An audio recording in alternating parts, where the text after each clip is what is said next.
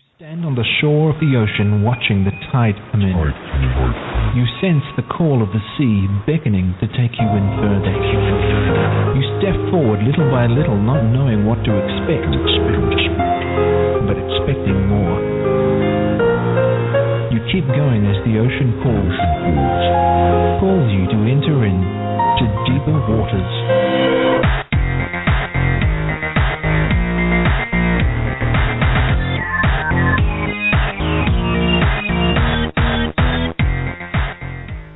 Hello everyone and welcome to the Deeper Waters podcast. I am Nick Peters, your host. Today's podcast is going to be a few minutes shorter because we had some technical difficulties. My guest has some work to be in. I'm not responsible for her having to be somewhere, but I am responsible for technical difficulties on this end. I accept full blame, but I hope we'll get a full and good show in today. It's only a few minutes, maybe 6 or 7 at the most. But we're in the middle of Autism Awareness Month. Now, last week, I haven't got to put up the episode yet at this point, but myself and my friend Dan Ventress talked together about our lives as apologists on the spectrum. And today, we're going to be talking with Sarah Ankenman. Now, who is she? She currently works at Online for Life as the Director of Pregnancy Resource Center Relations and is the founder of the International Society of Women in Apologetics. She is currently pursuing a doctorate of education and graduated with a master's in Christian leadership from Grand Canyon University. She received her bachelor's in biblical studies at Calvary Chapel Bible College and has a second in Christian studies from Grand Canyon University. She is currently teaching an Intro to Apologetics class at Maranatha Chapel School of Ministry in San Diego. In the past, she has taught women in faith, drama and film, and apologetics to Islam at Calvary Chapel Bible College, and apologetics and worldviews, church history, and comparative religions at Maranatha High School in Rancho Bernardo, California. She also currently speaks across the country on topics like equipping your kids, the case for the anti-abortion position, apologetics to Islam, seeking something more, the argument from desire, why apologetics, the definition of truth, God's existence, miracles, the reliability of the Bible, and Refraining Jesus, the case for his existence, death, deity, and resurrection. She has also written a curriculum to equip the average busy Christian woman in apologetics. She blogs as the Valley Girl Apologist and is currently working on a book entitled Seeking Something More on the Argument from Desire. Phew. Sarah Ankenman, welcome to the Deeper Waters podcast. Oh, thank you for having me. Yeah, I'm kind of wondering after reading about how you have time for anything else. Well, I like to stay busy.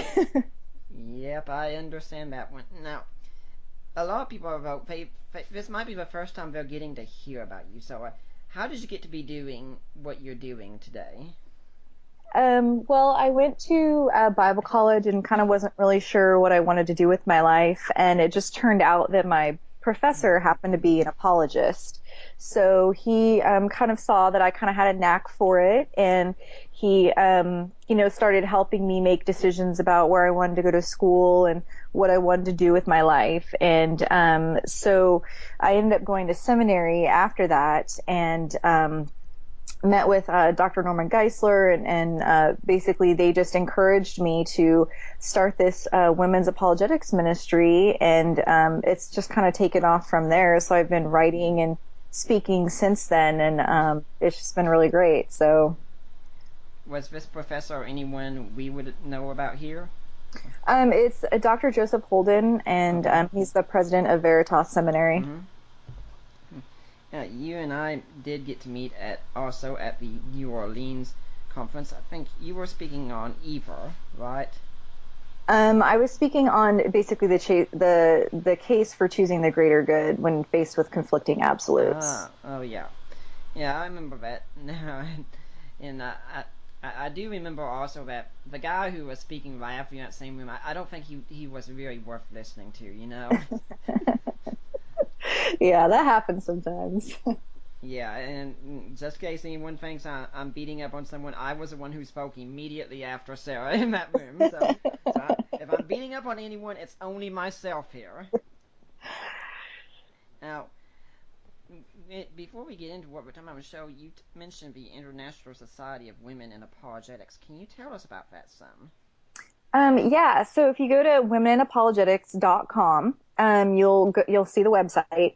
And basically what it is, it's a group of women apologists across the country who we've gotten together and we support each other's ministries and we talk regularly and we support each other's blogs, we repost articles. It's really a way of just connecting the current women in the apologetics field and encouraging future young women who might want to get into this field to go ahead and enter it, because I think there's just been a lot of stigma against women being in that field. So our goal is to show them that, yes, there are women doing it. They're doing it really well, and that we need more to join the ranks. It's also a way to equip moms with, education so that they can in turn equip their kids to answer tough questions about the faith. So I've pulled a lot of the resources in our curriculum from the various women that do apologetics, and that's free and online for anybody that wants to download it. So our goal is basically to bridge the gap between the seminary and the home. A lot of women can't get to seminary or do that kind of thing, but they really do need that knowledge in order to equip their kids. So we've tried to make it accessible to them for free at any time. If I'm remembering correctly, you all were on the cover of a magazine recently. I think it was you, Nancy Piercy, Hardy Ordway, Mary Jo Sharp, and Melissa Travis, all together on a magazine. Am I right? No, actually, I wasn't in that one. That was just the women from Houston Baptist University. Okay. Yeah, but I'm so proud of them. I am so excited. This is the first time that women apologists have been featured in something like that. So I'm just excited about the exposure it's going to bring to women in the field. Yeah, it really does seem to be a male-dominated field a lot of times, because I'm a member of the CAA as well, and I usually get surprised when I'm going through and I say, oh, there's a woman in here saying something. I'm not trying to be against women saying it's just unusual. Yeah. Why do you think it's so unusual for women? I think there's a couple reasons. I think the first reason is that there's kind of a stigma against it. Even if you don't fully understand it, you feel like it's just not a place where you should be commenting. The church has made it almost seem like the theological discussions are for men only and for pastors, and so it just feels like you shouldn't be there. And then the second aspect, I think, is just women are handling the running of the homes and the raising of the kids, and they're just doing so much that I think the lack of time is a huge issue. I mean, I rarely have time to enter discussions and get involved in debates and things like that, just because I just literally don't have the time with my son and my work and everything else that I do. So I honestly think that it's a combination of just feeling like you don't belong, and then also just not having the time. And since you mentioned that having the time, I do believe also you spoke recently last October at the Women Equipping Women event, right? Yes. Mm-hmm. I think that's because my wife was a part of that. You might remember that. She was in the audience. She wasn't a speaker.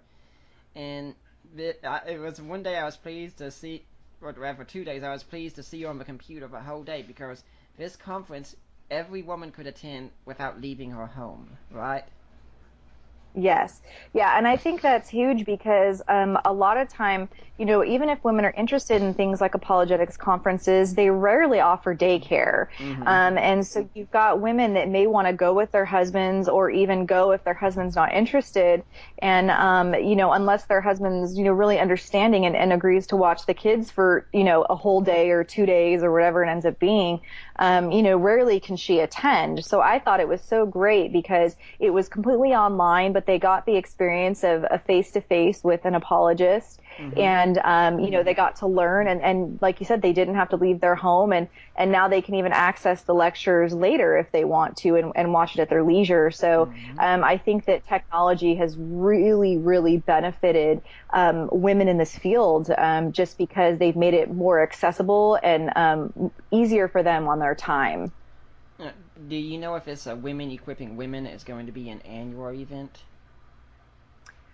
I know that Athenados Ministries does an annual online apologetics conference. I know that year it just happened to be that they were featuring women.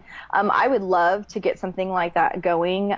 We do have some women that are, that specialize in kind of that area. So we've just been kind of tossing it around, but we don't know for sure if it's going to end up being another annual event. And what women are welcome to join the International Society of Women in Apologetics? So we have a few different tiers of membership. The first tier is women who have a bachelor's degree in any field, or they have, I think it's 10 plus years of ministry experience. And so they can join. And then as a full member, which means that they have a chance to be on the speaking team, contribute articles, write blogs, that kind of thing, kind of get noticed as an apologist. And then the second tier is a student membership, where we have students that are in the process of getting a degree of some sort, or women who just want to learn more. And so that membership is, and it's all free. It doesn't cost anything to join. But we have tiers just so that we can filter the content as needed. So the student members can send in things that they want to publish or have us put on the website. But typically it goes through an approval process where me and some of the other women will read it and make sure that the content's all, doctrinally correct and what it should be to be on the website. And I'm kind of curious, do you often encounter stigmas against speaking at churches because, well, women aren't supposed to speak at churches, Yeah, I do definitely. I mean, obviously, I very rarely get asked to speak at churches.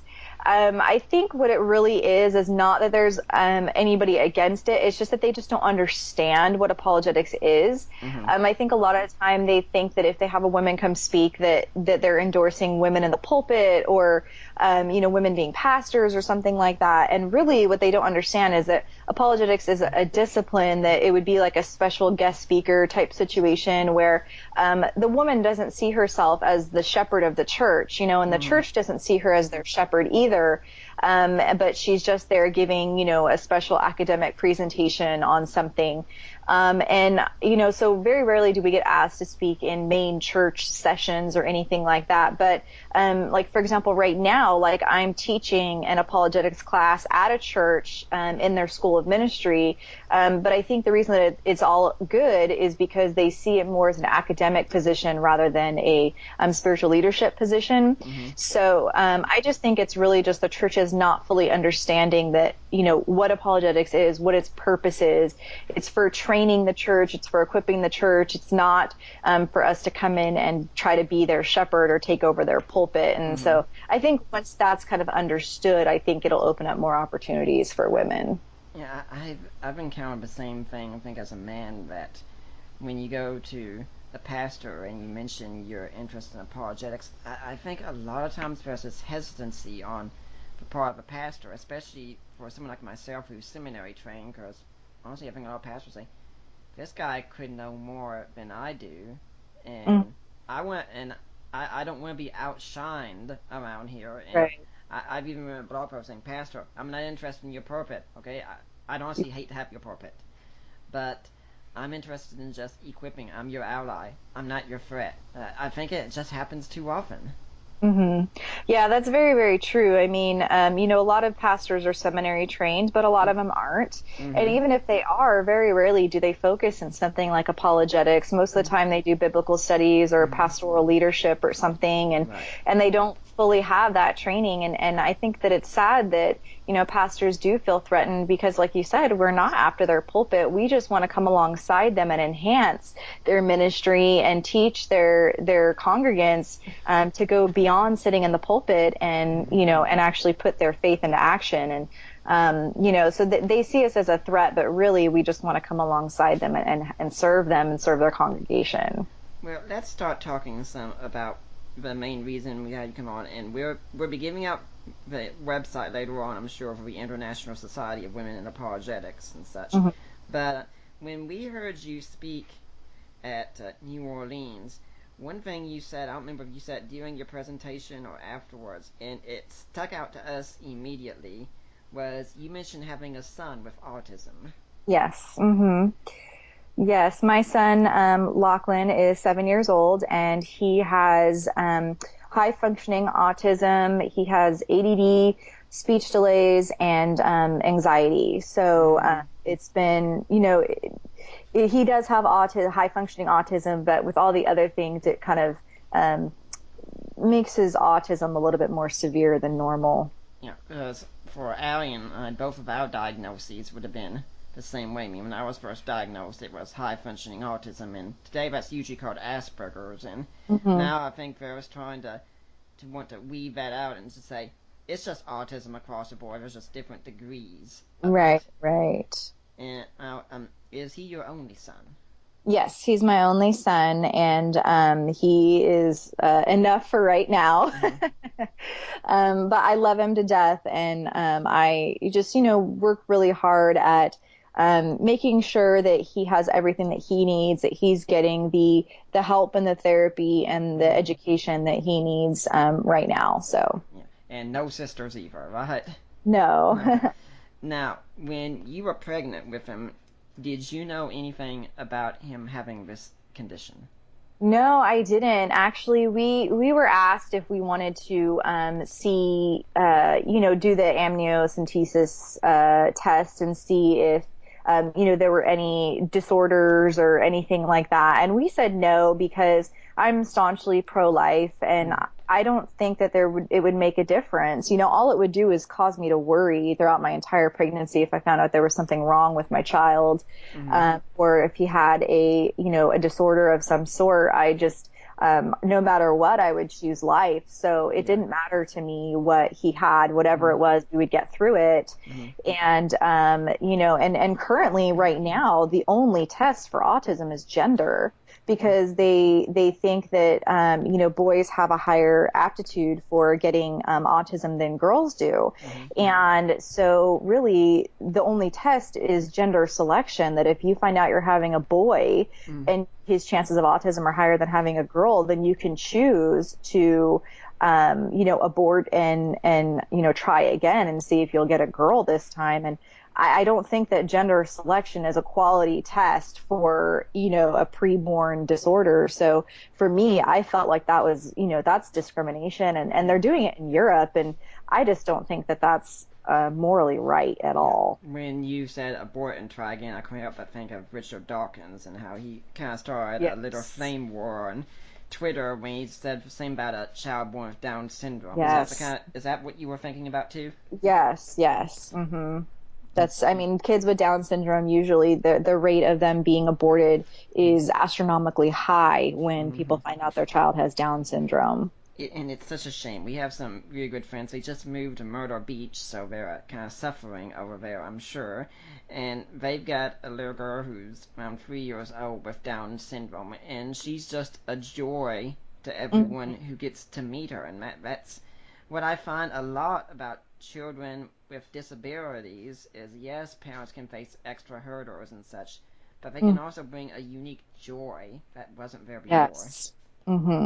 Yeah, I think that the kids that have disorders like that, they're so pure of heart, Mm-hmm. they're so innocent. And my son, he just loves, and he just has no prejudice, no, he just doesn't understand why people can be mean to other people, or, he was bullied for a while and he didn't even know how to react to that Yeah. because he's just so gentle and just loves people. And it's just crazy because all they want to do is just love people and just just be Jesus to people. And I think that that's sad that people don't appreciate that. I've heard this. I heard it years ago, and someday I'm going to look into it. But there was even a claim I've heard that some Native American tribes see a Down syndrome child as a special mark of divinity. Mm, yeah. That's beautiful. I Yeah, mean, I think that that's, it's true. I mean, like, I don't think that God makes mistakes. right. So, obviously we have to deal with the fact that we have consequences of the fall and Mm-hmm. disease, things like that. But yeah, I don't think God makes mistakes. I think that people that are born with disabilities inspire us to be better as a Mm-hmm. human race. And I think that that's purpose. Yeah. And when we talk about the kind of quality of life that that's lived by people with disabilities. I mean, you saw Allie and I together, and although you didn't get to see us for a long time, I don't think you would have said, you would have walked away saying, boy, I feel sorry for those two, the way they have to live their Right. life. Right. Yeah, like they don't have Mm-hmm. there are people with more severe disorders, and so I Mm-hmm. can't speak for everybody, but Right. most people with these disabilities, like Mm-hmm. I don't think that they feel sorry for Yeah. themselves, you know. I wrote a blog post yesterday. I'm not sure if you saw it, but it was asking a question of, do I suffer with Asperger's? Because I've had people identify me in introductions like online and such, and I say, and Peters also suffers with Asperger's, and I made a post and I said, clear, I said, no, I Mhm. have Asperger's. Yes, it makes it difficult for me times. Yes, there are hurdles to overcome, but suffer with it? No, that suffering is a choice for you to make, Yeah. and I choose to not suffer. Mhm. Yeah, I mean, that's powerful. I Yeah. think that, we can choose to be victims of our Right. circumstances, or we can choose to overcome it and use it to reach other people for Christ. Mm-hmm. And I think that that's a choice that we each have to make for Yeah. sure. Now, did you know a lot about autism before Lachlan was born? No, actually, I had done a college project on autism, and I remember thinking when I was doing it, like, gosh, like I don't know what I would do if I had a kid with autism. Like that would be the most horrible thing on the planet. Like, I can't imagine. And that was really the extent of Yeah. my experience with it. And You then, always have to be careful saying things like that. yes, yeah, right. But yeah, then he was born, and we didn't really notice. I mean, I didn't notice that there was anything wrong with him. He accelerated at a normal pace. As a baby, he was very intelligent. He walked very quickly. He's very physically agile. So I Mm-hmm. think that kind of hid a little bit of his autistic delays. But then, around a year and a half, when it was starting to be the point where he was supposed to be, accelerating a little bit more and learning things at a different rate, it just wasn't happening. And so at that point, I decided that I needed to get him tested. And then when he was 3, he was officially diagnosed by the school district with autism. So. Now, when in your study about autism, what did you find out about it?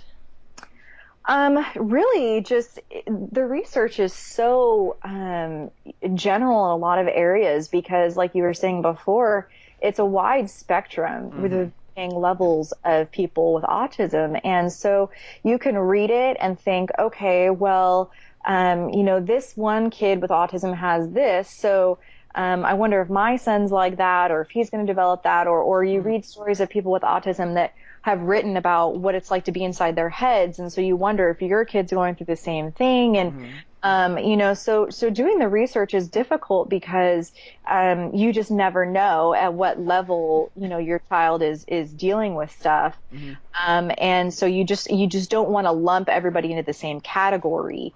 And then try, so the best thing I can do so far is what I've learned is, there's certain things I can do to help alleviate stress on him. Like, for example, he's very sensitive to loud noise. Mm-hmm. So making sure I don't put him in very stimulating environments, because I took him to something recently where, it was a very stimulating environment, very loud, and he like had a meltdown. And so, just learning those things, I think a lot of, autism research, like I said, it's so general. So really, Mm-hmm. a lot of it is trial and error. You learn by raising them, and you learn by experience, really. What triggers your child, what doesn't trigger them, what works best with them, what doesn't work best with them. And really, Yeah. it's a learning experience. One of the rules is when you meet one person with autism, you've met one person with autism. Right, right. And when you talked about the loud noises thing, I was thinking that Allie has that kind of thing too. That when we were at a church event last year and they had a bunch of balloons set up. Well, now they're taking everything down, and you know what all the kids want to do with the balloons? Just go Right, pop pop, it. pop, pop, and Allie starts seeing that, and it starts making her just cringe. She covers her ears, and I say, "Hun, go wait outside. I'll take care of everything in here." And Yeah, yeah. and for my part, I can be obsessively scared of a lot of things. If she wants me, for instance, to take a paper plate that suppose that she's had her breakfast on, says, "Can you throw this away from me?" And it's got a single crumb on it. I'm taking it to the trash can like I'm handling radioactive material or something, because I cannot stand it. If she gets me in water, she can do a lot more with me in water than anyone else has, but I'm utterly terrified of going underwater or anything like that. And I've said before that when she was trying to get me to walk across a pool with her one time, even staying close to the edge, 3 times I asked her if she'd taken out a life insurance policy on me lately.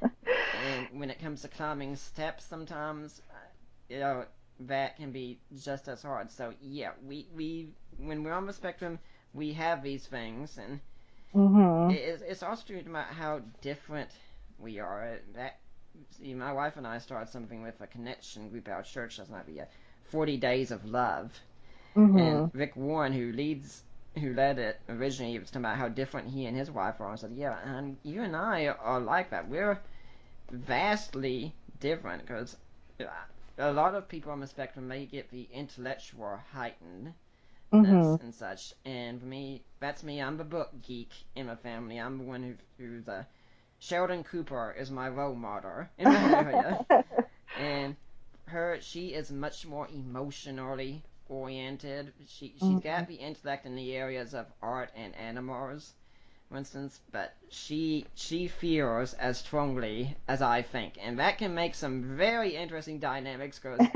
when we're disagreeing, she's talking about her feelings, and I'm talking about here are the facts, and then you add in a natural tendency, a man wants to just fix things, and we have to learn to adapt. Yeah, yeah, and I think it's one of the things that's interesting is one of the reasons autism research does help is that there are similar things that people with autism deal with. Like, for example, you were talking about your fears in water, and my son, our biggest struggle is that he just some days he's totally fine with taking a bath or a shower, and then other days it's like I'm burning him with hot acid. And so it's crazy because, a lot of our biggest issues come from when he's afraid to do something and I have to, intervene and force him to do it because it's something that people do. You have to take a bath. You have to get clean. Yep. And so some of our biggest battles and our biggest issues are over the fact that he's afraid of things like that, like water and like you were talking about taking the plate to the trash. He will not touch the trash can. He will not throw things away. Every time I ask him to do it, he cringes and says, like, I don't want to do that. Like, I don't want, and so it's so funny because like, a lot of people with autism like do have some of those similar fears. So I think that that's where research comes in handy, because then you can kind of be aware that that might be an issue for your child. And kind of be ready for it. But you really never know until you try to make them do something or ask them to do something and then find out that they will refuse or they don't want to or something like that. And so, so Lachlan has, a lot of those same struggles. We've got a trash can where you step on something on the bottom and the lid pops open automatically. As soon as I saw this when we were making our wedding plans for things we wanted around the house, and Allie showed me this, I said, now, hon, this is the kind of thinking we need to be doing. My mother even brought over another trash can because she lives next door for us to use to hold recycler bars. Yeah, I don't do it because I'm not opening up the lid at all. I'll put everything in a bag and give it to her later on. But no, I don't touch things. But I don't want to get my hands icky or anything like that. And when it comes to the water thing, I mean, I'm not sure if it's any comfort, but it wasn't until a couple of years ago that I actually got to a point where I could actually wash my face in the shower. That's how scared I am of that water. Yeah. No, I mean, I think that, as for me as a mom who doesn't have a disorder like that, really I'm just trying to I want to be sensitive to the fact that these are real fears and things for him, but I also want to push him and challenge him to try to overcome some of those, because I do want him to be independent someday. I do want him to be able to do these things without fear and without anxiety, because I might not always be there to force him or to help him through it. And so, so I mean, it's great to know that there are people that once they hit a certain point, they've kind of overcome it a little bit and they're able to, deal with it on their own. Yeah. Now, when I had a friend he's going to be on the show in a couple weeks, in fact, and I'm thinking this you'd probably like as well. And he and I went to Bible college together, and he told me about seminary and getting studies in apologetics there because he saw my great interest. And so we've been friends for a long time, and then he calls me or messaged me, I don't remember which one, a few years ago, and said, "Hey, we just found out our son Timothy has Asperger's. What do you recommend?" And he said he asked several people, and I'm trying to not toot my own horn on this, but he said the advice I gave him was the best. And I said, at this point, first thing, you bow down and you give thanks to God right now, because you have been given a gift. You are going to get to see the world with a whole new set of eyes that you would never have seen it through before, and you are opening up to a whole new way of thinking that you never got to experience before. That's so true. I mean, really, like, things that I don't think are a big deal or things that I don't notice, like, he notices everything. And it's crazy because it's just like you can go through life without realizing, different things around you or being sensitive to other people around you. But, Lachlan's taught me so much in that area. He's really just, he sees beauty where I don't even notice, and he's just, yes, it's hard. There are days where it's really hard, but then there are other days where I'm like, I can't imagine my life any different. Yeah. And when you talk about observing everything, I was kind of wondering, did you ever watch a show called Monk? No, I didn't. I've heard of it, though. I know what the premise is, but I've never actually watched it. Yeah. For anyone who doesn't know, Monk is the name of the main character, and he's a detective with extreme obsessive-compulsive disorder, which means he's terrified of everything, although somehow he can look at dead bodies at a crime scene, and that somebody talked about on the show, it just doesn't make sense, but because he notices and he remembers everything, he's the one who can piece together the crime every single time. And my parents so wanted me to watch the show with him, and I finally gave in and loved it, because he said, this guy's just like you, and we want to see if you can solve a crime before he does. Sometimes I could. Yeah, I think that even shows like Sherlock, for example, I'm a huge fan of Sherlock on BBC, and it's not said that Sherlock has any of these disorders, but really you can tell that he's got something, and you can't tell exactly what it is, but he has this heightened sense where, same thing, he notices everything, but he's socially awkward and he has a hard time connecting to people. And so I think it's interesting that you see the brilliance highlighted, like you were saying, like my son is brilliant, but then, when it comes to interacting with other people or something like that, the very simple things you would think it's very hard for him. And so, but I'm glad that there are people like that on TV, because, we are all different and we all have different strengths, and there are beautiful things about each one of us. And I think it's important for, kids like Lachlan to have those role models. And so, yeah, I'm glad that those things are on TV for sure. Yeah, and another example of someone like that, the show's creators keep saying he's now a spectrum and such, but most of us watching think otherwise. That'd be Sheldon Cooper on The Big Bang Theory. Yes.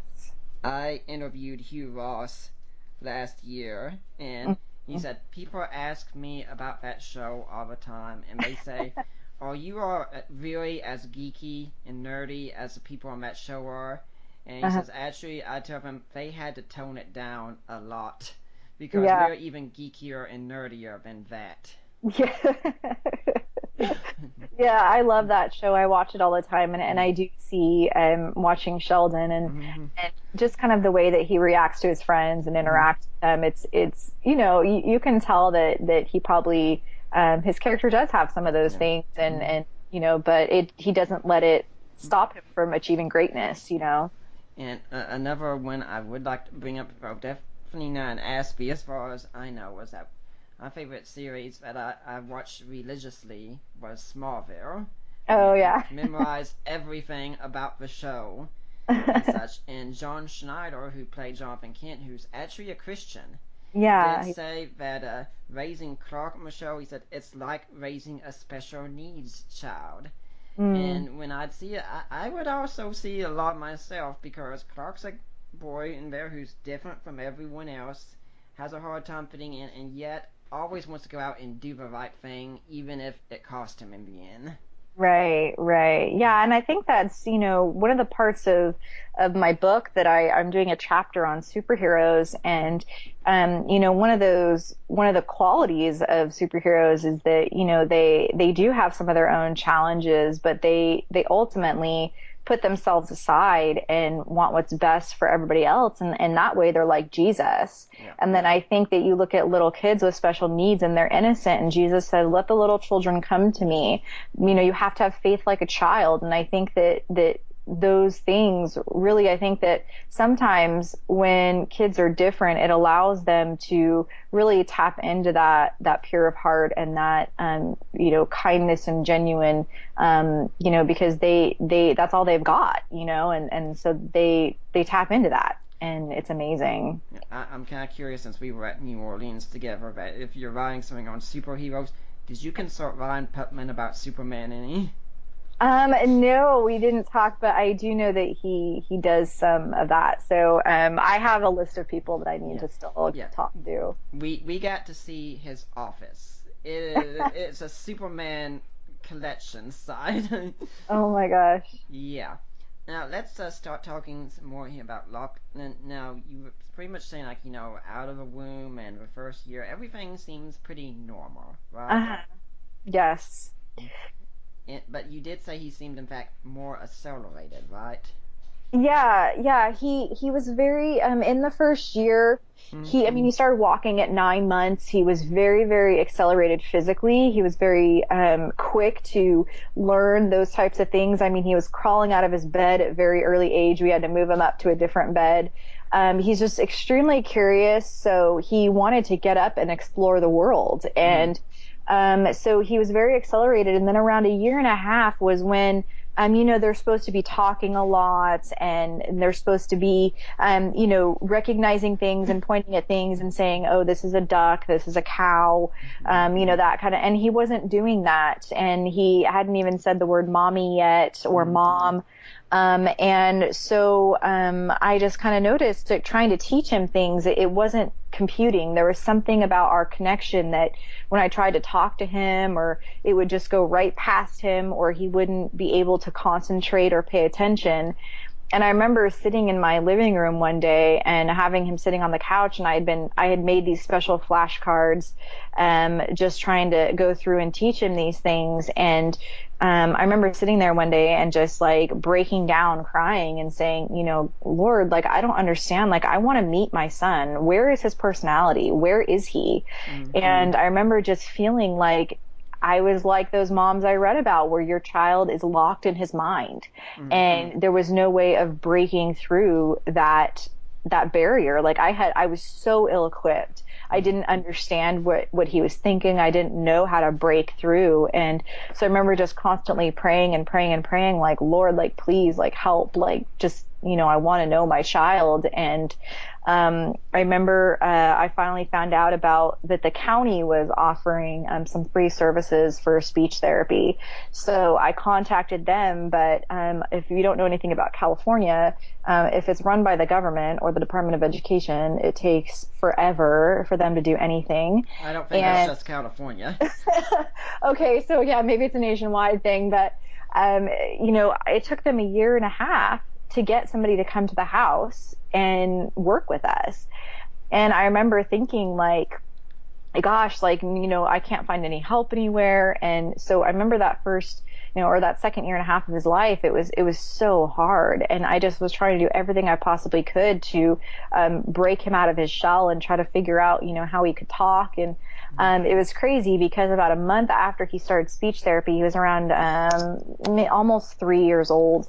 all of a sudden one day he just, said mommy. And I was like, just so shocked. A friend of mine was holding him and she pointed at me and she said, "Who's that?" And he's like, "Mommy." And I remember I almost fell over because I was so, having your child not say the word mommy until they're 3 is it's really hard. And so, I remember that was like the first sign of hope. And then, after having him in school, they actually start them at school at 3 if they have special needs in California. So, he was in school immediately. They did the testing. They found out that he did indeed have, certain levels of autism and different things. And they, started him in speech therapy immediately. And he, out of nowhere, just all of a sudden started talking. And, I think that it was really a combination of him finally being ready and then also, people who had the skills and understood how to teach kids, with those disorders. I didn't know that. I had never gone to school for anything like that. So I was out of my depth. And I was so grateful that God finally brought people who could really open that world up to him. Yeah, I'm going to be speaking from my perspective here as one who is on the spectrum here, is that when you talk about being caught in your own world, yes, that happens entirely. And all of us, I think, as fallen human beings, tend to look to ourselves first. But I suspect it's augmented greatly when you're on the spectrum.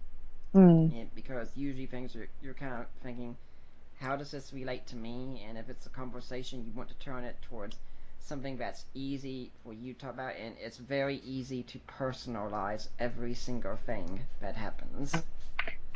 Yeah, I think that's true too. I mean, like with my son, like if I am upset about something or I get mad about something, it might not have anything to do with him, but he'll take it personally. Yeah.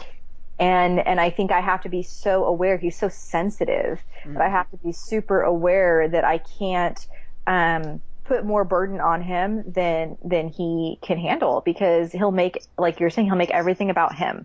And then I'm like, oh, I can't even deal with the actual situation because now I'm having to diffuse, him feeling bad, about it. And so, yeah, I fully understand that. Yeah. People on the spectrum really are a lot more sensitive than a lot of people realize. I mean, in my field, if I'm out there and I'm arguing with atheists, I can take bullets from them all day long. They call me idiot, moron, stupid, brainwashed, indoctrinated. You know all those things. Yeah. I was like, yeah, water off my back. Okay, no big deal. I'm tougher than that. But if someone I care about says something really negative, I can be about to absolutely break down at that point. Yeah. And I think, for me, just, being an apologist, obviously I get attacked on Twitter and people email me all the time and say things and for myself, it hurts me. I had a self-esteem issue growing up. So for me, it's hard, but I can't even imagine like,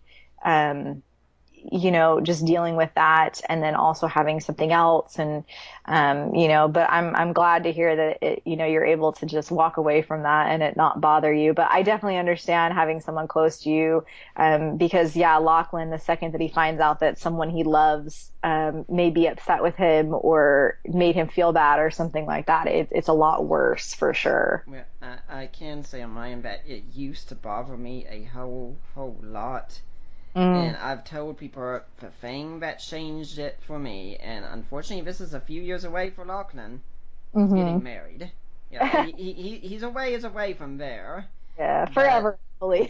Yeah, but for me it was that, when you're on the spectrum, you're in a project, you pretty much place your whole identity there. So if someone says something negative to you, your very identity has been called into question at this point. And now I've got Audi with me, and she is the one that affirms and validates me and builds me up, and say, because of that, I'm able to go out and do what I do without fear, because I know when I get home in the evening and such, proverbially, she's right there taking care of me. And I think the message you can get is that people on the spectrum, we really need a lot of validation, and we need it repeatedly. You can't. It can't just be a. In fact, this is something that applies to everyone to some degree. We can't just assume people know what we think and feel about them.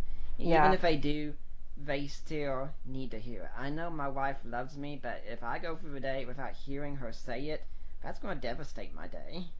Mm, yeah, no, definitely. That's, I've noticed that when I'm um able to give him more time or really building him up, I notice he does a lot better Mm-hmm. than when I'm busy or he we haven't spent a lot of time together recently. He has a hard time with that. So that's for sure. I 100% agree with that. Now, when you were talking also, you said that he was accelerating intellectually. Now, he wasn't speaking, but how did you know he was accelerating intellectually? I could just he just was able to Mm-hmm. he I don't know, and really I didn't realize it until I really noticed after he started speaking. It was almost like he had everything inside already. He just couldn't vocalize it. Mm-hmm. And so I didn't know until, like I said, he was accelerating physically because he would climb on everything and had no fear. And that's actually another thing, is that he has no fear. And I think that, as far as, getting into like going up high or getting himself into physical situations, but as far as, I didn't really know that he was accelerating intellectually until he started speaking. And then all of a sudden it was like, oh yeah, I had all this inside of me. I was thinking through it all. I just couldn't vocalize it. And Mm-hmm. so then it was like all of a sudden this barrage of information and knowledge came out, once he was able to vocalize it. And so I realized that he had actually been retaining a lot more than I had assumed, he was. So it was really when he started talking that I found out that he had been accelerating intellectually before he could even speak. Yeah, something from my experience on the spectrum is that there can be many times Allie and I get into a disagreement, and one of us will eventually just says, "I don't know what to say," because it's not like, "Oh, I've said everything. There's nothing more left." There's a point to make, and it's like, I don't know how to respond to this. I don't know what to say, because the thing I'm usually is, if you just can't say the right, perfect thing, then you shouldn't say anything at all. Right. Right. Yeah. It's, I think that, now he doesn't stop talking. He Yeah. just all the time. Mm-hmm. But I think that it's so true that a lot of times, like, he doesn't know how to say something, and I'll keep probing him, and I'll say, Mm-hmm. like, can you explain it in a different way? Or I'll ask him. I'll try to prompt him and throw out suggestions for how he wants to describe something. Mm-hmm. And eventually, sometimes he just says, forget it. I can't explain it to you right now. And so sometimes, actually, what I've learned, that helps us particularly, is if he can't explain it to me, I ask him to draw me a picture. Uh-huh.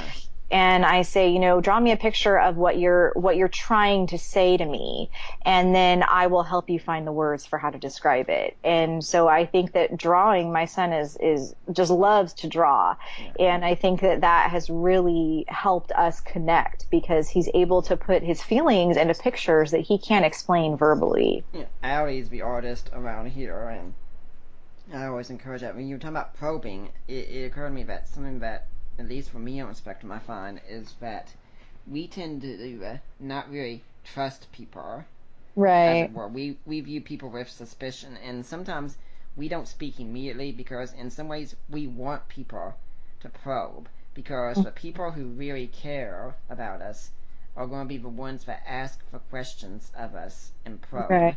And something that Ali and I have said before is that it's very hard to get on good terms with us, but if you get on really, really good terms with us, we are as loyal as dogs to you. We will Mm. crawl through fire, and that's what makes it all the harder when something happens that seems to say our trust was not well placed. It's very difficult to learn how to deal with that.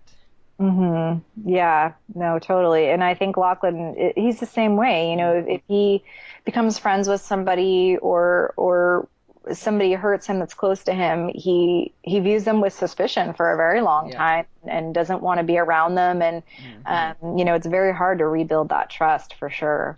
Yeah, sadly, we are very good at bearing grudges on the spectrum. Hmm. And you're talking about the different levels of development.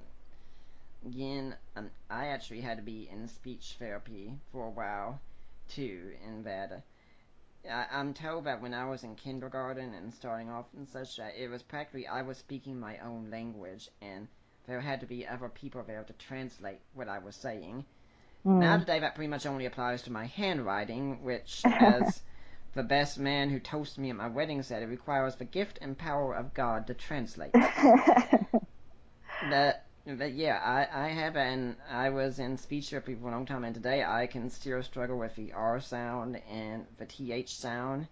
And there was an amusing aspect of this that when I was preparing to go into Bible college for ministry, the people who were, since I went through voc rehab to pay for it due to my disability, and they were looking at me saying, you don't need to go into this field. You should be considered doing something like engineer or something, because I mean, this field, we just don't think you're going to be able to handle public speaking like this.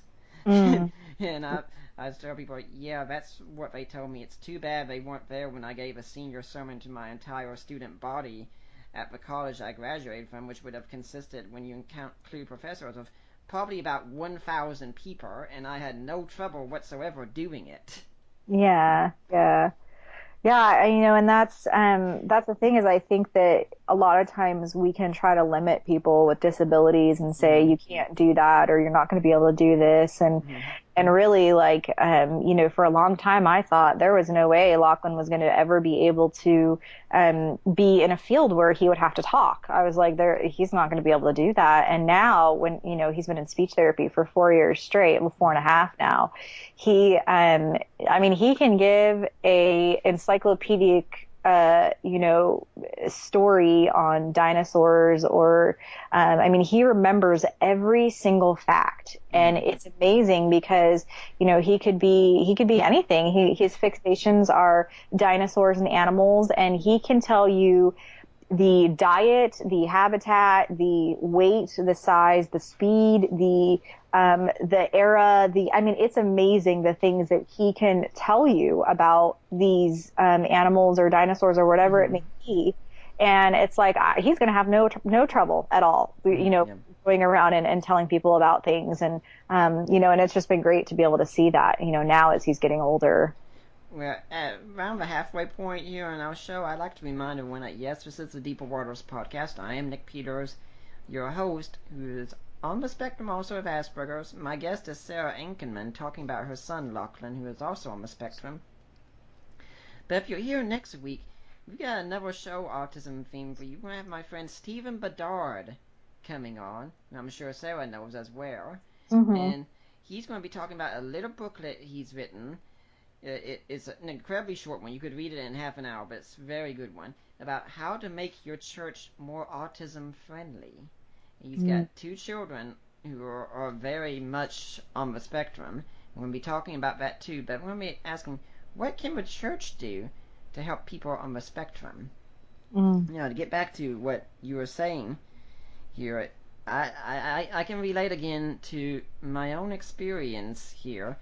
My parents tell me, for instance, that I was reading when I was 1 year old, and I was pretty much self-taught. And believe it or not, the first book I was reading was the Bible. That's so cool. There was a story that my dad sat me in front of a computer, and they'd seen me going over the Bible, and they were wondering, is this stuff really sinking in or not? And he sat me in front of a computer store. He went to play some sort of video game. Now, if things haven't changed, his video games don't last too long.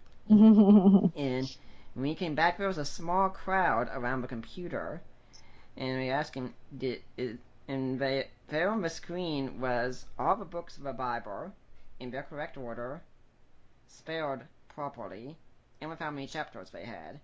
And said, did he do this? And he said, this is your son, right? Yeah, did he do this? I don't know. Cleared it, and he said, okay, Nick, do it again. Did it again. Wow. And yeah, that's the kind of thing they were looking and saying, there is something different. Now, my diagnosis didn't come until I was in the 5th grade. But, yeah, when we're on the spectrum, we can get very much intellectually involved in a subject. And today, that's something I think, for instance, gives me an edge in some ways in apologetics, because I just get obsessed with it and remember so much about it. And yet, talking with people at the connection group that we're at with our church, you said, yeah, but the danger is on the spectrum, since you're not very relational, is that everything can become intellectual. Right. And that means your relational life. I mean, for instance, prayer for me is exceptionally difficult, because like, what do you do? How do you say this? Because it's a relationship. It doesn't make Yeah. sense. Yeah. I think, actually, I think that that's something that apologists in general Yeah. have to deal with, because people that get into apologetics, we're very much in our heads. I mean, for myself, I'm a huge introvert, and I have a hard time with social things. I've learned for work and just having to live in this world, that I've had to learn how to be social. But given the preference, I would prefer not to. Right. But it has nothing to do with how much I love people. It's like you can love people, and I do. I have a huge heart for the lost, and for everybody. But sometimes when you have either a disorder, or you lean towards introversion or something, you can prefer to be in your head a lot and be alone, or and I think that that's the hard thing. Is I think what ends up happening is those types of people lean towards disciplines like apologetics. And so I think that that's maybe why there's been a hard sell for apologetics in the church, because people say, oh, you're too intellectual, there's no relational aspect to it. But I do know that we're working very hard to, all the time, to make it more relational and try to get out of our heads and really make it about people, which is what it's about. And so I think that that's, just a general apologist struggle for sure. When you were talking about the care of mankind and being an introvert and being in your own head and such, as about yesterday, we were at the mall, which is actually where our meeting was held.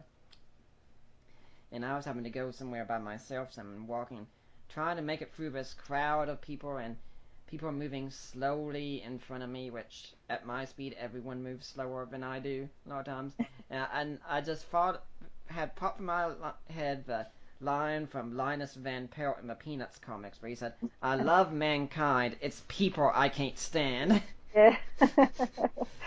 Yeah, I mean, I think that that's, I think that that's a struggle for all of us that tend to be more on the academic or intellectual side. It's just we find peace in intellect and learning new things and kind of seeing how everything fits together and seeing how theories work and and I think that it's really not a intentional thing that we do. And I think it's really just that we find comfort in those things. And so it's hard for us to relate on a different level. And, and so it's really not done intentionally. It's just kind of how we lean naturally.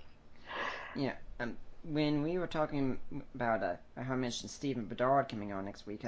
How does your church deal with what you're dealing with? I mean, does Lachlan have a hard time at church? So it depends. It can go back and forth. Like the church that I go to now actually has a special needs children's ministry class in the third service. So that's really awesome. Lachlan's been in school since he was 3 years old. So he's been at church, every Sunday. So he's actually used to the environment now, in the sense that he knows what's expected of him. He knows what to expect. He has an easier time now for sure. Just because of the school environment that he's had to deal with. He's learned how to kind of function. But the church that I go to does have a special needs children's ministry class. And then, but the hard thing is, I think that when churches aren't aware, because, kids with disorders like autism, they don't like you can't see it. It's not something you can see. So they'll expect a level of work that maybe they're not ready for. And so, for example, like we were at a church when we lived in Texas, and all the other kids, what they had to do was recite the memory verse for candy or for a reward or something like that. and Lachlan couldn't do it. And they, and it was hard for him because all the other kids were getting their rewards for doing the verse and he couldn't do it. And so he felt bad about himself. And so he was bawling by the time I picked him up. And, and they just didn't know what to do with it. They thought he was just being bad and not listening and not obeying. And they didn't understand at all. And so he had a horrible experience at that church and never wanted to go back. And, and so I think it's hard when people aren't aware that there are disorders that you can't see. And they, don't realize after a certain point they need to stop pushing because maybe a kid literally cannot perform the level that they want them to. And, and it's really hard, especially when you've got reward-based things because, like, for example, even if Lachlan was given candy, he couldn't eat it. He doesn't eat sugar because of his ADD. And so a lot of times, like, what they'll do is they'll reward kids with things like candy at church. And it's like, well, what about kids who can't eat sugar? How do you deal with that? And so I think a lot of times they get overlooked as far as the needs that they have. And I think that churches could do a better job of, thinking about what their reward systems are for kids and maybe doing something that's not food based. And also maybe realizing that not every kid is going to perform at the level you expect, and you need to be ready for that. Yeah, Allie and I have actually got to give presentations at least one church before on what it's like being on the spectrum, which was a good experience to have. But when we say this, for instance, at our current church, we've got a really good friend there, and he's in a wheelchair. Now, no one's going to go up to this guy, hopefully no one would, and say, hey, would you like to have a race and let's see who wins? You'd be an absolute jerk if you did that because you can look and say, this guy can't run. You don't say something like that. But when Ari and I walk in, I mean, if you just look at us, you're not going to look and say, there are a couple of people with Asperger's. I mean, if you watch our behavior, you might think something. Right. But just looking at us, you can't see it. And it's an invisible condition. But the thing is, just by looking, people assume you're normal. And I've been there to hear people make remarks when I'm leaving because I'm quiet, and I can tell they're very negative, and you have a strange idea that because I'm 10 feet away, I can't hear them. Yeah, I hear everything you're saying right now, okay? Yeah, I mean, I think that it's hard because just people just, if they can't see something clearly, they just have no sense of sensitivity to just maybe figure that just because you can't see something, it's not there. Or I know that, like, there's this quote that I really love, and it's be kind because everyone is fighting a battle that you know nothing about. And I think that that's so true. I think that we need to always we just need to always err on the side of caution. We always need to go above and beyond. And I think that's one thing that the church struggles with. I mean, as a single parent, I go to church and I sit by myself, and very rarely do people reach out and say hello or try to get to know me or anything like that. And so I think that the church in general has a hard time getting out of themselves and reaching out to people regardless of what they may look like or something like that, and I think that that's a general struggle of the church, I think, for sure. Yeah, it's kind of an odd thing because we want people at the church to get to know us. At the same time, it can be very awkward for me when we have a time, for instance, that's meet and greet, where you have to get up and shake hands with everyone around you and such. I mean, the only part that I really care about is I just turn towards Ali and say, now remember, you're supposed to greet one another with a holy kiss here. And then afterwards saying, okay, did I greet you yet? Yes, you did. Okay, should I greet you again? No, you don't need to. but we have fortunately reached a point where we do have several good friends at our church. We spent Easter Sunday with a couple that invited us over. At the end of January, they invited us over for some football game. I was really into it. I think it was some big event going on. I don't know. I was reading my book the whole time, pretty much. But we've got friends there, and it's really unique because we weren't going out of our way and just trying to make friends, but we just started going to these connection groups, and in a smaller controlled setting, I think it was easier to meet with people. Yes, yes. Yeah, I think one of the things that is hard is a lot of times they'll have like even just speaking from a single parent perspective, they have groups, they offer groups, but then they'll have like Hmm. they'll only have childcare for the married group. Right. Or, and then when they have the singles group, there's no childcare because they assume you don't have kids if you're single. Right. And Hmm. so I think that it's hard because, like, for example, I haven't found a small group that accommodates all of my needs, and I can't, Hmm. and literally, I don't have the time to go if I don't have a sitter, and I can't afford a sitter all the time. And so I think that there's a lot of situations that, it's hard. You can't serve everybody all the time, but I think that there are, the way that the world is changing and the fact that the autism diagnoses are going up and you've got a lot more single parents. I really think the church needs to do a better job of adjusting to culture and learning how to meet those needs for sure. Yeah, as you were saying this, I know it's not the theme of what we're talking about today, but I do have a good friend, and she also lives in California, in fact, and she's a widow with some children. And what you're saying about does remind me. She tells me that the church sadly seems to look down on single people as if Mhm. there's something wrong with you if you're single.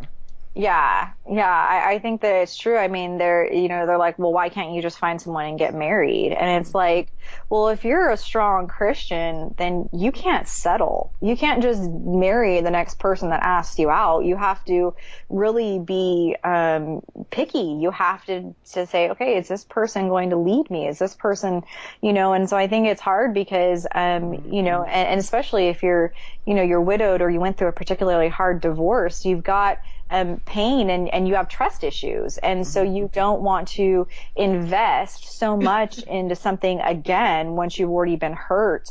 And so I think that, the church definitely looks at you like there's something wrong with you. Like, why can't you just find somebody, and it's not that easy for And everybody. And there are some people who, quite frankly, not because they're opposed to the institution or anything, they just don't want to get married. And that's fine Right. if they don't want to. Right.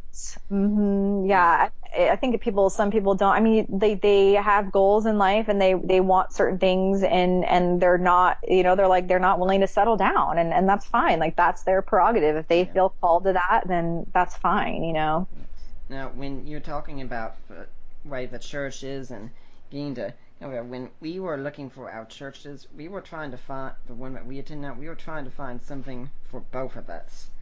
Right. Allie really wanted something with contemporary worship involved. That's what she likes. But for me, I was saying, hun, that's good, but I need something that's going to supply me as well because, frankly, I go to most churches and I'm sitting there, I'm thinking, heard this so many times before. I Yes. wonder what I'm going to have for lunch.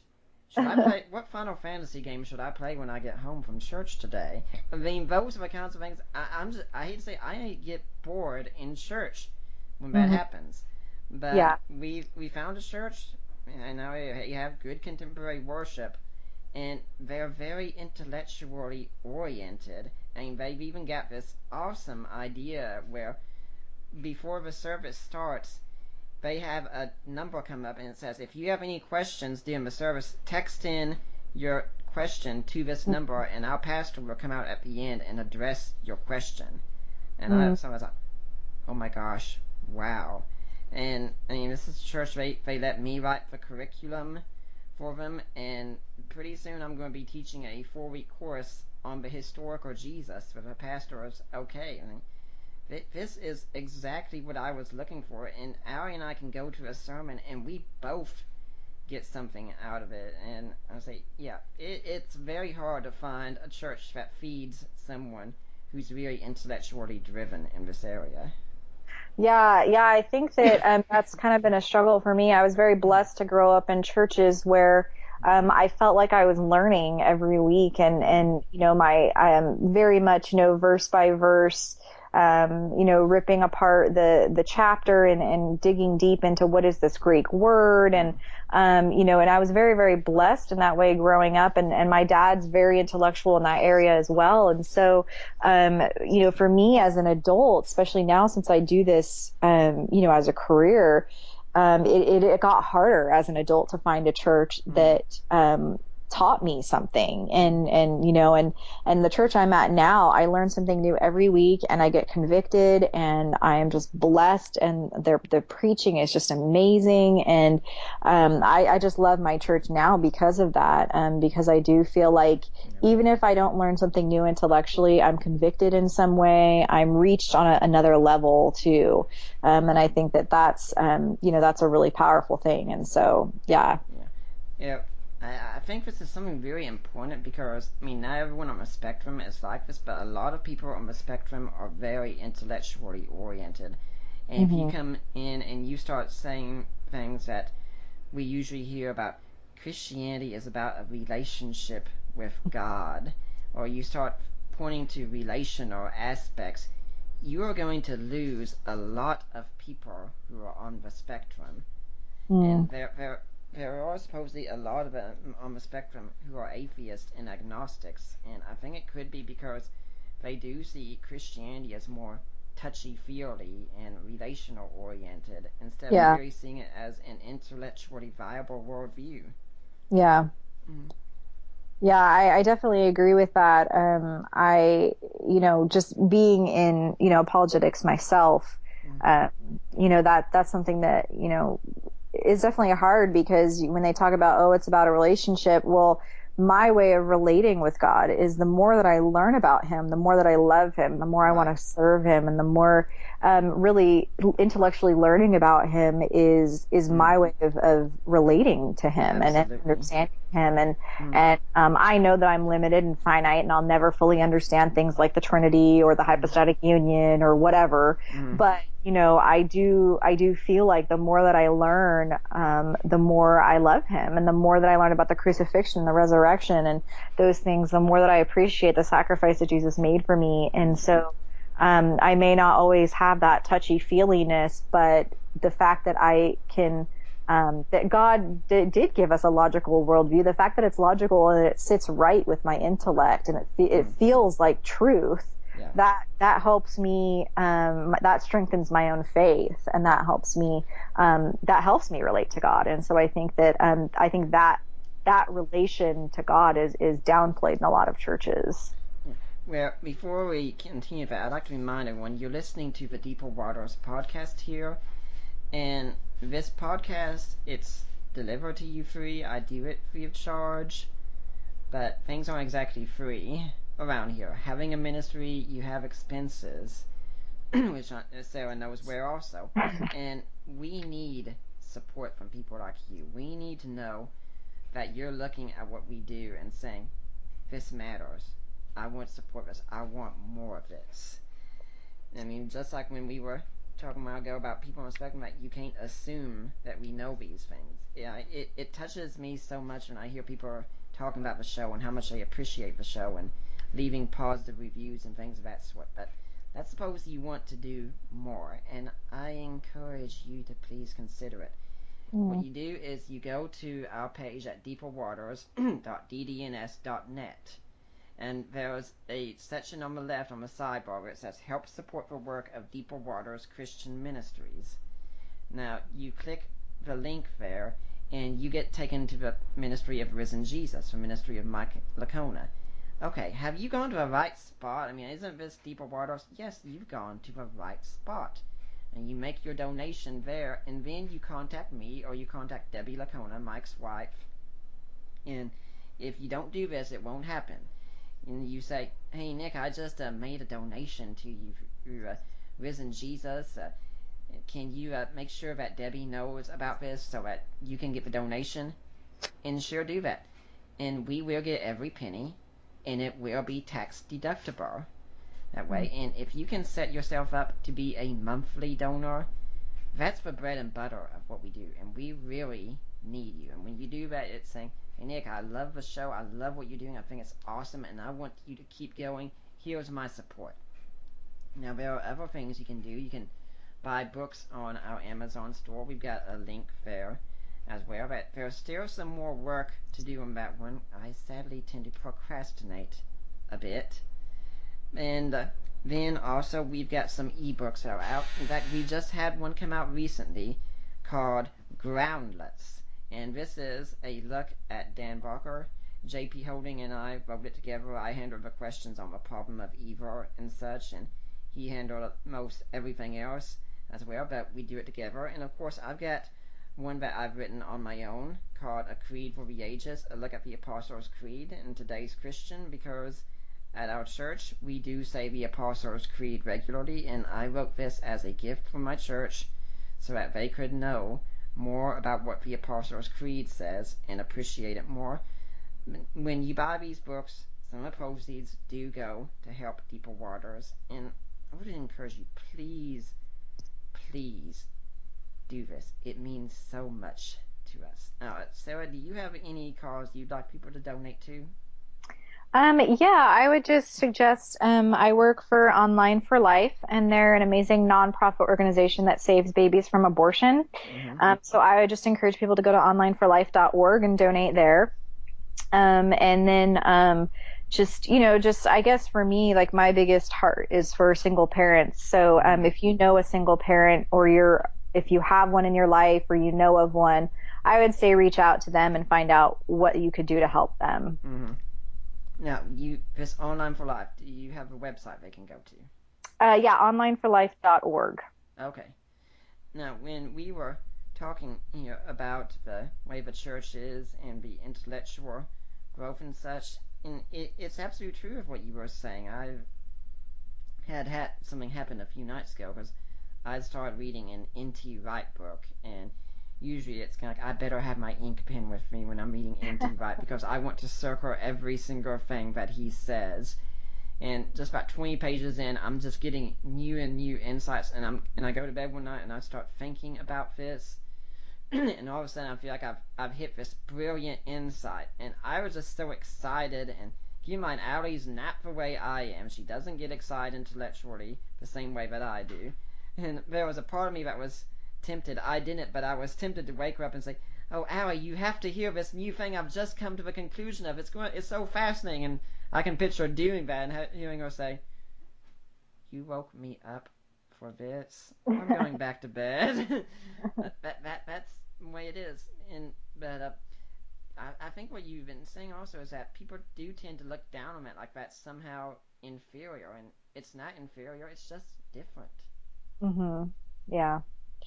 Yeah, I just think that the church needs to be more aware of the different ways that people relate to God, and the different ways that people, not everybody just reacts the same way to everything, and I think that we need to realize that it's no longer one size fits all. Mm-hmm.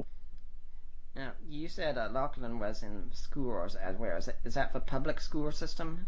Yes, he's in public school because private schools actually don't offer any type of special needs services.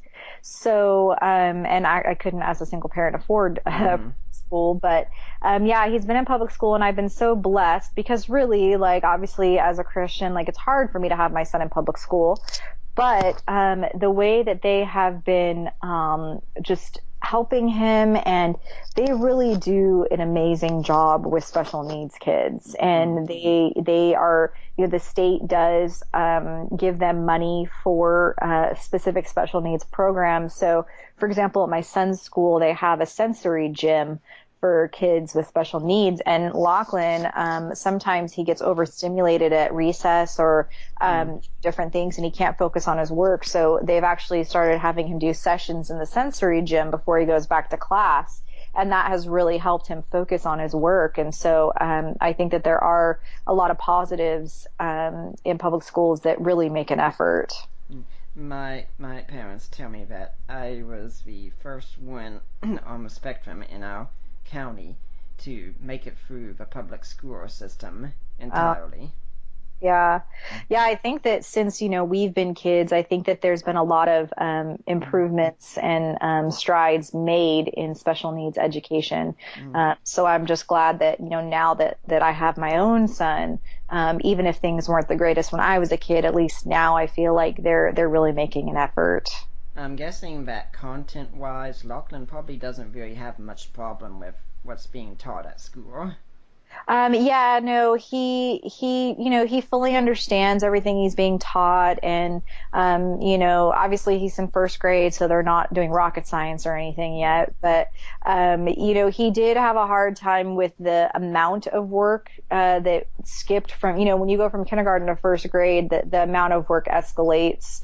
They expect a lot more from you. So it's not really the content of the work. It's more the amount Hmm. that they require because of his ADD. He has a hard time sitting still for long periods. Does he take any accelerated classes? No, he really just is in, he's been in special education classes for the Mm. first 3 years, and now he's in a mainstream classroom. So Okay. this would be considered accelerated for him. Okay. So I remember when I was in first grade, they pretty much immediately started me on second grade math, Yeah. and I was the youngest one, first third grader to be in the math Olympiad because when I was in school, math was my main thing. Mm. And when you're talking about having no type of a content, when I interviewed Mike Lacona, my father-in-law, of course, last year, I was talking about the importance of doing study and such. Because Mike and I are very different in this regards. He would tell you he is not a natural academic, which would probably be surprising to a lot of people. But he was more music oriented and martial arts oriented, not the academic type. And so he say, yeah, if he learns his stuff, he has to sit down and study and read a lot and do a lot of work. And I said, and I was a kind. I mean, he was getting like bad grades in school all throughout. And I said, meanwhile, I'm the kind that I went to school and I came home, played video games all evening, and went back to school and still got A's in practically everything. He said, Mm. yeah, you make me sick with that guy. But then point out, but here's where the similarities come in. Both of us, in order to excel in this field, we both have to research and study and learn all that we can. I mean, I can't just sit down and say, well, because I'm on the spectrum, I don't really need to read all these books. No, I still need to be reading them. Mhm. I think you found that people that can be on the spectrum and are intellectually focused, candy wouldn't be the reward as much as learning is reward. Mhm. We love learning things. Yeah. Yeah, Lachlan definitely loves learning new things. I think that for him, though, like when you have something in conjunction with autism, like ADD, it kind of messes with his concentration a little bit. So he Yeah. has a hard time sitting still for long periods of time. So at first, when they just said, "Oh, he has autism," I was like, "Well, I don't understand." Like, because kids with autism typically are kind of more what you're describing. But he, for whatever reason, like he couldn't do that. And so I was like, what is going on? And then we found out, he also has ADD and some anxiety about things. And so because of that, it kind of makes it so he's not as focused, and so we've been kind of working on techniques for how he can get more focused on that. Yeah, Allie thinks that I've got some ADD too because it's hard for me to think about just one thing at a time. And her parents have gotten used to it because they used to think I was being rude because we'd be having a conversation together and I'd be on my Kindle playing a game or something like that. Because I wouldn't read a book while they were talking necessarily, but I'd be doing some sort of game, and then they realized that, well, he's really hearing everything we say and he's really interacting. It's just his mind won't stay focused on just one thing like Hmm. that, so he needs to have multiple interactions going on. Yeah, yeah, and Lachlan's very similar in that sense. He jumps from one thing to another very quickly. Mm-hmm. So yeah, it's very similar. Yeah, my folks used to say they could come into my bedroom and I'd have a little TV set up, I'd be watching a show, I'd have a radio on, some music, and I'd be playing a video game on the main TV at the same time, and I'd know what was going on and everything. How does Lachlan relate to other children? You know what, when he was younger, he got bullied in kindergarten, and so I was a little bit worried for a while, but then that kind of ended, and he seemed to be doing, okay, and everything, but he was having a hard time making friends, and then randomly this year, I decided, since I have the freedom to, I'm gonna try to go on some of his field trips and really just see like how he's doing with other kids. And I was pleasantly surprised that I was worried that he was too emotionally young for them, that he wouldn't be able to relate to them. But I found out that, I went to this field trip just he had recently, and all the other kids, they were like Lachlan, and they loved him, and they were able to relate to him. And sometimes he doesn't understand the limits. Sometimes he pushes other kids to maybe do things that they don't want to do because he wants to do it, or has a hard time with sharing. But I think that's what we were talking about before. You kind of get self-centric a little bit, not because you want to be selfish, but because you're most comfortable in your own zone. So I think that makes it a little bit difficult for him to relate to other kids, because doing non-preferred activities is very hard for him. And so, just learning how to occasionally be like, you know what, that's not what I want to do right now, but because it's what you want to do, I'm willing to do that. And I think learning that sharing and give and take, as he gets older, I think that's going to help him in his relationship with his friends. And I think that he's already kind of learning that. And so I was pleasantly surprised to see that he did have, some good friends at school, and that, there were people who genuinely loved him and really wanted to be his friend. And we have some kids in our apartment complex that go to his school, and they've already been playing together a little bit. And so, so there are some challenges for sure, but I think that, being involved as a parent and monitoring their interactions, I think helps, because, the kids can see that you are making sure that your child is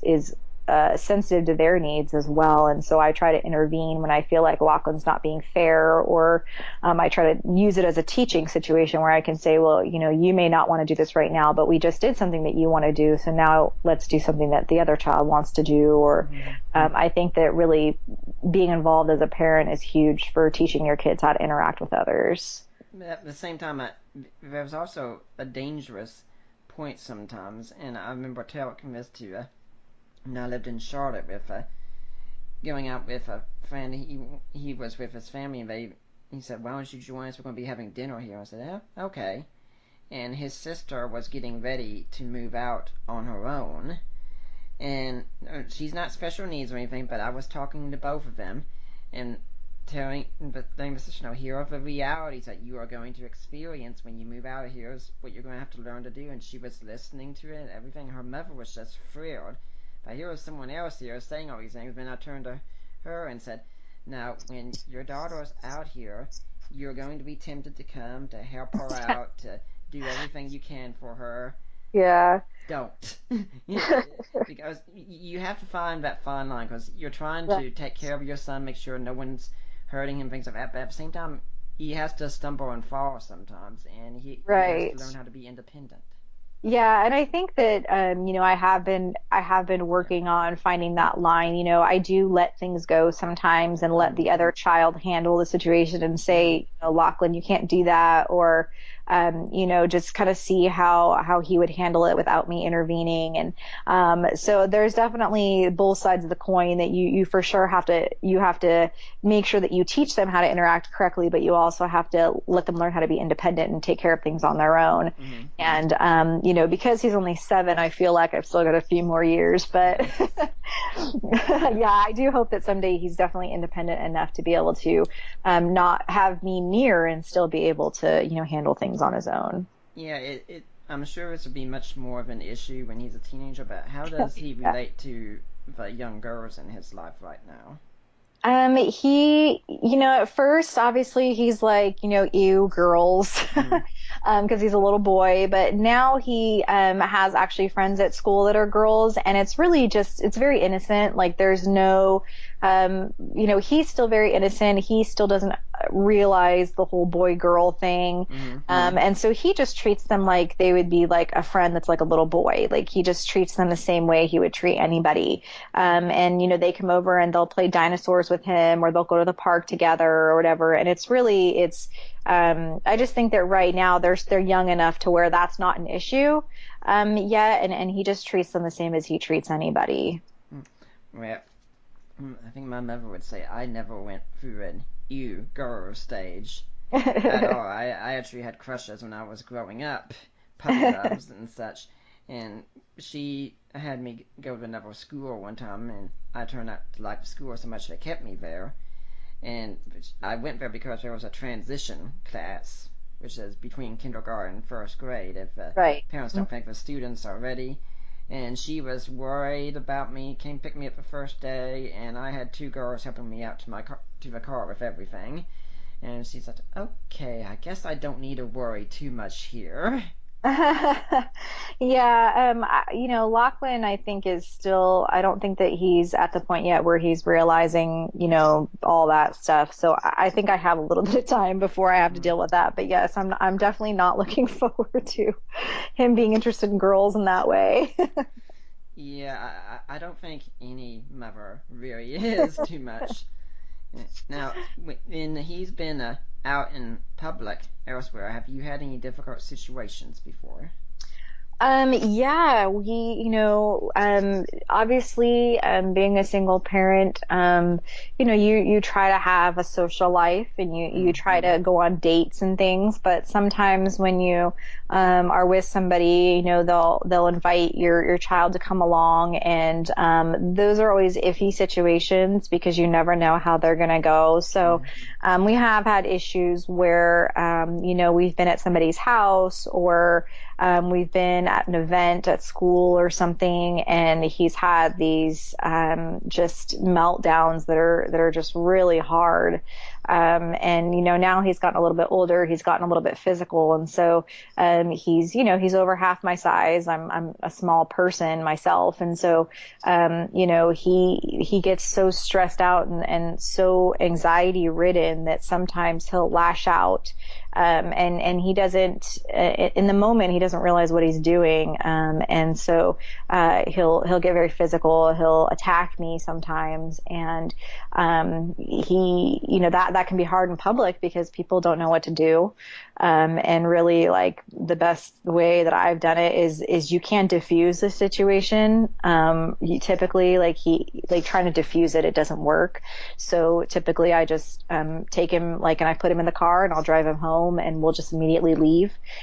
Because really separating him from whatever caused the anxiety is the best way to calm the situation. And so, we have had instances where I've had to remove him from somewhere and just leave without telling people, I'm just walking out, and people are just going to have to deal with it. And my son comes first. And so, I've learned definitely with him that when we're having issues, me reacting violently Mm-hmm. or getting angry or something like that is not it doesn't help to spank him.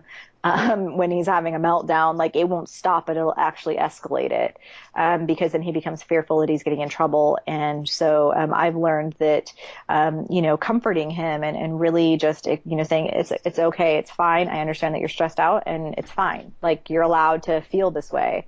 But then when we get home, typically what happens is once the situation is calm and he comes to his senses and realizes what he's done, he'll typically come out to me and say, I'm really sorry, mommy. I didn't mean to get that angry. I'm sorry I hurt you or something like that. And then at that point, I'm able to have a teachable moment where I can say, let's talk about what you did and why it was wrong. And, let's talk about, what you're going to have to do because of it. And so a lot of times I will, he'll be, have to go to his room for a little while or, I'll say you can't have any, entertainment, like no TV or iPad or anything for a week or something like that. So, there definitely is moments where, spanking works and there are moments when it's just going to make things worse. And so I think that, kind of learning how your child best responds and learning how to diffuse a situation,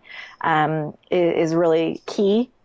Because, sometimes just things happen that are unexpected and you don't really know how to deal with it. And so, it's just really, it's a learning experience. But yeah, he has had situations in public where it's hard, it's embarrassing. And people look at you like you're crazy and your kid's demon possessed and, but, they don't understand. And, and so, I think just removing him from the situation is the safest, typically. Now, something else that usually happens on the spectrum, and Allie and I are both examples of this, and even in this we're still radically different, is your diets can be Yes. extremely unusual. Hmm. For instance, for me, I will only eat foods that I can handle with just my hands. And some of those foods are actually seafood, which Allie can't stand now because she hates the smell. She hates anything to do with it. Hmm. If I have a pepperoni pizza, even as well, since it's got pepperoni, I have to brush my teeth before I can kiss her again, which is usually a good incentive for me to brush my teeth. But what are some struggles you have with Lachlan in this area? Oh gosh. Introducing a new food is like World War III typically. He has the things that he likes, and he is very strict on those things. He really very rarely is willing to try new foods. He's extremely sensitive with his taste buds. So, if a food is slightly spicy or if it has a strong flavor to it or something like that, typically he'll avoid it. Getting him to eat vegetables is very difficult. I've learned that, he will eat things like green beans and broccoli and carrots. So I try to stick to the things that he will eat rather than trying to force something new on him. I feel like as long as he's getting the vitamins and the minerals and things that he needs, then there's no point in fighting to try to get him to, eat more things. I was a very picky eater as a child. And so I think that, but I have dietary restrictions, and Lachlan has a lot of dairy and gluten issues as well. So I think that, a lot of it is just that he inherited a lot of my dietary restrictions, but he really, I just try to stick to what works, and as long as it's healthy, I try not to go off of that too much. Yeah, Allie and I, neither one of us really do vegetables. What I do is I have a V8 energy drink in the Yes. morning.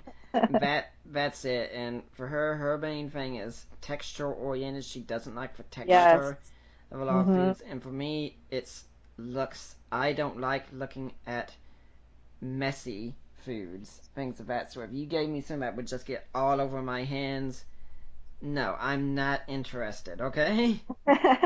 Yeah, and I think that, Lachlan's the same way. It's very texture oriented. If something doesn't feel good in his mouth, like he won't want to eat it. If something smells weird, he won't want to try it. And I think that we have a lot of those same limitations. Like you were saying, if it doesn't look appetizing, like I don't want to eat it. And he's very similar in that way. And so, but I know that for myself, I was a very picky eater as a child. Like I had to have, those plates that were separated, that nothing would touch each other. And he's very similar in that way, but I grew out of that. And so I have a feeling that, like, while might have some things that are related to his autism, some of it's probably also, that he just has to grow out of it a little bit. But I do the same thing. I also get the V8, the vegetable juices, and he drinks those. And so, yeah, there are ways, I think, of getting around, some of his eating limitations for sure.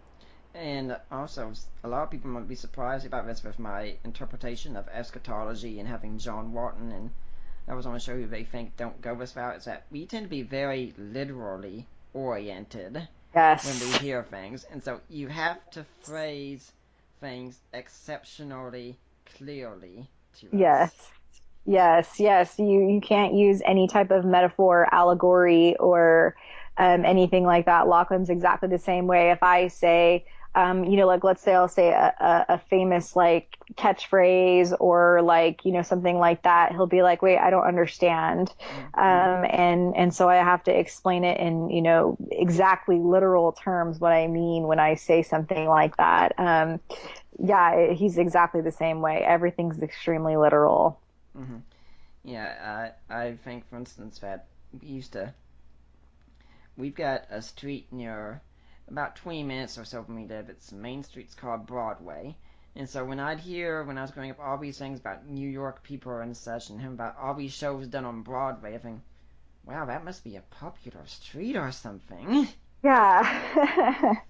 Yeah, I think that, that's the same thing. Like, for example, trying to explain, I mean, obviously he's a little kid, so we watch his little kid shows and movies and things like that. And, trying to explain to him that things aren't real, a lot of times is interesting because he does understand real and fantasy in the sense that, for example, like when he watches superheroes, he hears that Thor is a god or a demigod or whatever, and then he'll ask me, "But mommy, I thought there was only one god." That's what Captain America said.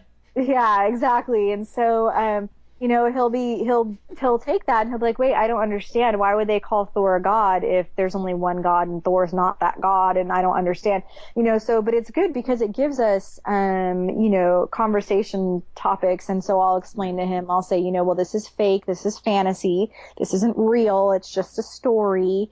I was like, and I try to explain to him, like, when you're at school and your teacher asks you to write a story about a little puppy or something like that, I'm like, it's very similar to that, like where it's not necessarily really happening, but, it's a way to kind of explain the types of powers that he has, or, that it's similar to God, but it's not, but he's not God, or, something like that. And so I actually kind of like, that he asks those types of questions because it really gives us a good, deep conversation to have, and explaining the difference between reality and fantasy, and often leads to spiritual conversations, which I really like. Yeah, I'm still got going in my head the great line of "There's only one God, man, and I don't think he dresses like Right, that." right. Yeah, that was definitely a great line. Now, we're getting near towards the end of the show. What advice do you think you would give to parents when they find out their children are on the spectrum? Advice I would give when you find out, just don't assume anything. Definitely do your research, because I think that while not every kid's the same, having an idea of what could possibly happen will prepare you a lot better. Just definitely loving your child and constantly reaffirming them is huge. There will be struggles. There will be days where you think, like, I can't do this anymore. I mean, I wake up and there are days where I'm like, there is no way I can keep going like this. But, in the end, it's always worth it. My son, it's funny because people always ask me, like, well, how is it? And I'm like, well, I'm tired and it's hard, but he's worth it. And that's really, I think, it's a little bit harder as a single parent for sure. I think having two parents is great because you can tag team and you can really partner in it, and really help each other. But, I think that just kind of knowing that it's going to be hard, but it's worth it. I think is the big deal. Like, I mean, there are days where Lachlan is extremely difficult, but then, there are days where he comes up to me and he gives me a hug and he says, "I love you, mommy," just for no reason. And, just those are the beautiful things. And so I think that, just really being prepared, and just being ready for difficult times, but also knowing that in the end it's going to be worth it for sure. Yeah, and I'd also add in that if you have a child and you're seeing things that you think are unusual in this regard, Yes. try and get it found out as soon as possible. My wife Right. didn't have Yes. her diagnosis until she was in the 11th grade, and I think she'd say, if I had found out about this sooner, I think things could have gone different, because Yes. her parents raised her well, but there were some things that they could have done differently had they known about Right. it. Right. Yeah, I think that that's so true. I mean, for me, it was only a year. He was only a year and a half old, and I started knowing I would try to teach him things and he would look past me, and it would be like he couldn't make eye contact, and he couldn't speak. And so there were a lot of things that I was like, this isn't normal. And I would say one of the things is really be an advocate for your kid. Don't listen to other people. They're like, oh, because a lot of people would tell me, he's a boy, he's just maturing slower. They would try to tell me that there's nothing wrong with him. And I had to fight for people to acknowledge the fact that maybe he did have, something. And, so I would say, like, don't give up, definitely fight for your child, be an advocate for them. And yeah, I try to get it diagnosed as early as possible, because with my son, if I didn't get it diagnosed and I didn't get him into speech therapy, he might still be nonverbal. Mm-hmm. And so I think that it's crucial that we recognize these things very early. And I'd offer my personal encouragement, Vincent, with people who have children on the spectrum. Not every child is high functioning, such, but if you have one that is high functioning, Mm-hmm. like apparently Lachlan is, and like myself and Allie are, motivate us, find out what we really love, and let us go with it and thrive with it. Because, as I said in a blog post yesterday, I am very happy with my life. I go to bed in a good mood, and I wake up next day in a good mood, generally, and just thinking I get to go to bed next to a woman I love and wake up next to her every morning. The thing that excites me so much outside of that, Christian apologetics, it's something that brings me so much joy, and it makes a difference. And Mm-hmm. every day of life, in that sense, is an adventure. Every day is a gift. And if you're a parent and you're sitting and worrying, is my child ever going to be able to make it in the world? Is he ever going to be functioning? Is he ever going to find that joy? Yes, but your child very well can do that. Mm-hmm. Yes, I think that that's crucial. I think finding out what makes your child tick and really feeding that. Like I said, for Lachlan, it's animals and dinosaurs. So we're always going to the zoo. We're always going to the museums. And I try to encourage that, because I feel like that really gives him joy, and that makes everything else a lot easier. Yeah, I mean, if we ever had kids one day, I don't really care for sports, but if my kid found his passion, say, in throwing around a football and such, and he was on his school and he made it on a team, I would be willing to do everything I could to make it to every single game. Might not have any clue what's going on in these games, but I would want to make it a point to try and be there, because this is what makes this kid come alive, and I want to support him even if I have zero interest in the field whatsoever. Right, right. Yeah, I think that, just being willing to be, and I think that that's crucial for any parent. I think, any parent that sees that their kid is into something that they may not be familiar with or ready for, or, it's not really about you. It's about, your child is into this, and it's really important that we support them in that. And I think that goes for every parent. Yeah, and it goes for your marriages as well. Allie is not into apologetics the way I am. A lot of people might think she is because she's the daughter of an apologist, she's the wife of an apologist. No, she's not. And I'm not into art the way she is, but I'm taking her to every art lesson she can, and she's behind me and affirming me in everything that I do in my field, because she knows that it matters and she knows that I love it so much. Mm-hmm. Yeah, so true.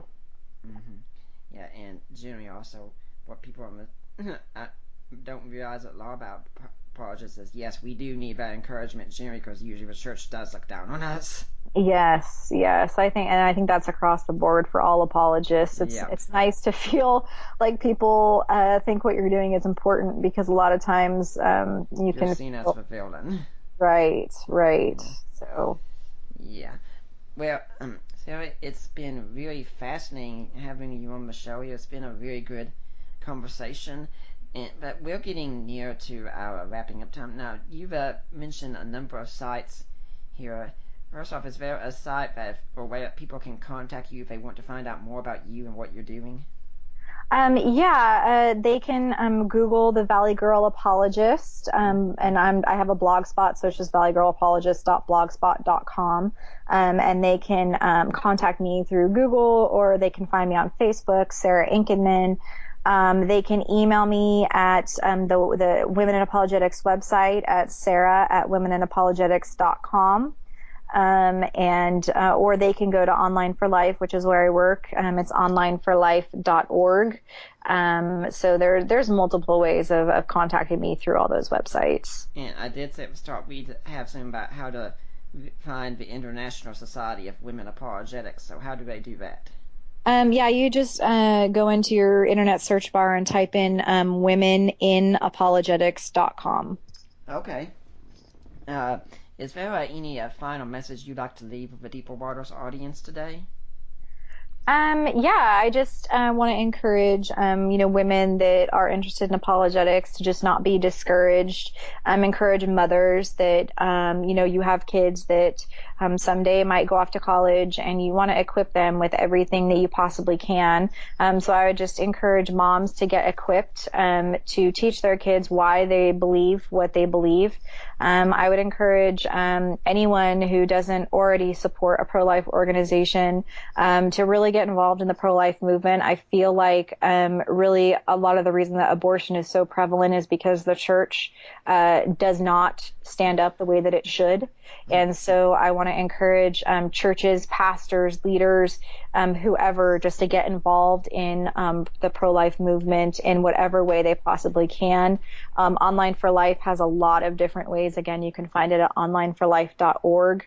And then also for, parents of kids with special needs, I just want to, say that you're loved. And I would just encourage you to find a church or a group of people that support you and can help you in what you're going through. And, just be encouraged that, like I said, it's hard, but it's always going to be worth it in the end.